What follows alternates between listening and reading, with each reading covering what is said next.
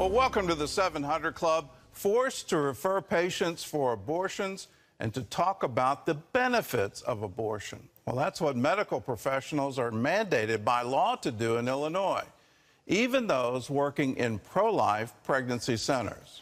Passed in 2016, the law has been on hold while pro-lifers pursue a legal challenge. After 6 long years, they finally had their day in court. Caitlin Burke reports.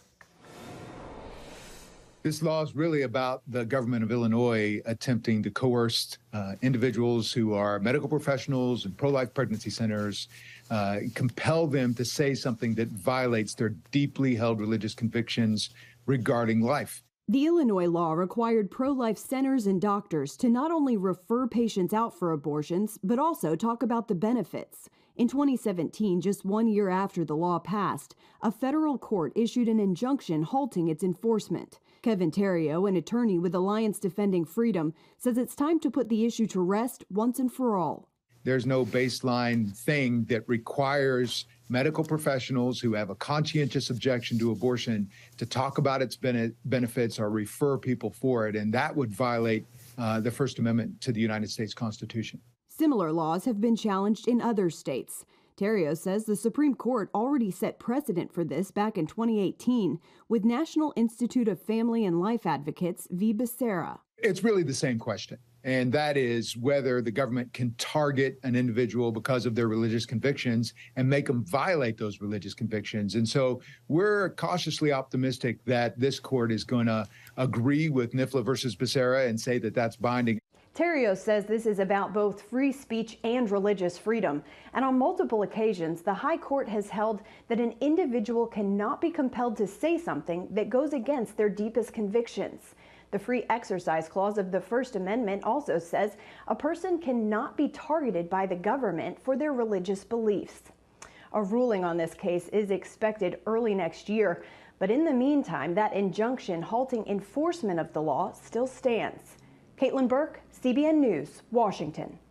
And that injunction means, in legal terms, that the plaintiff in this case is likely to win. Federal courts don't issue injunctions unless they think that they are likely to win at trial. So we'll see this. But this is an amazing law. It was a law specifically drafted to target crisis pregnancy centers.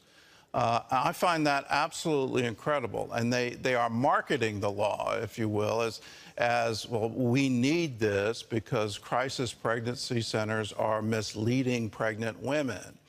I don't think there's anything misleading about saying we want to help you have a baby and we want to provide for you in your time of pregnancy. We want to help you after birth. How in the world is that misleading anyone? You're in a crisis pregnancy. We want to help you. Why aren't they looking at Planned Parenthood? There's nothing about parenthood in Planned Parenthood. They're trying to make sure you're not a parent. Why isn't that a problem? Why aren't they looking at Planned Parenthood selling body parts? Why aren't they doing these things? For me, this is really outrageous, and the left is continuing to target Christian beliefs, trying to pass laws that will intentionally force people to violate their own conscience and violate their own religious beliefs. We should let these things flourish. If you think you have a problem with crisis pregnancy centers, well, address that problem, but don't try to put people into jail. In other news, a church in Northern Virginia is giving thanks after an off-duty police officer stopped a potential mass shooting with just moments to spare. John Jessup has more on that story from our CBN News Bureau in Washington. John? That's right, Gordon. It happened at Park Valley Church in Haymarket, Virginia, about 40 miles west of Washington, D.C. The heavily armed suspect arrested in the church vestibule with members already gathered for Sunday morning service. Police say 35-year-old Ru E. Jang had a loaded handgun, an extra magazine, and 2 knives. Earlier that morning, he allegedly posted threatening messages on social media from the church parking lot, prompting a member of the community to call the police. Officers first went to Jang's home, discovering he was not there, then broadcast a call to respond to the church. An off-duty police officer who works security at Park Valley heard the alert and made the arrest. This was a thwarted, diabolical plot to kill churchgoers in Haymarket, Virginia. We put our hands on them literally in the nick of time. Police say Jang did not know anyone in the congregation, but they discovered a manifesto with disturbing writings at his home. The pastor of Park Valley Church says he's thankful for God's protection. Well, this morning, students in America and the world gather in their schoolyards to pray. The annual See You at the Pole event started in Texas in 1990. Today, an estimated 1 million students in the United States and around the globe are expected to take part, including these students at Greenbrier Academy in Chesapeake, Virginia, where rain kept them inside this morning. They'll gather to ask God for his blessing on their schools, their friends, their leaders, and their countries.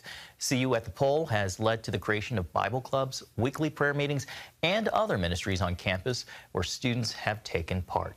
Glad to see the students gathering to demonstrate their faith. Gordon, back to you. Always wonderful to see people praying and do so very publicly, because we need to restore prayer to our nation. God is whom we should trust, not our government. We need to be trusting God for the solutions that we all face. So let's pray, and let's pray often, because we need him now. Thanks for watching CBN News on YouTube. If you'd like to see more news from a Christian perspective, visit cbn.com/give to become a partner.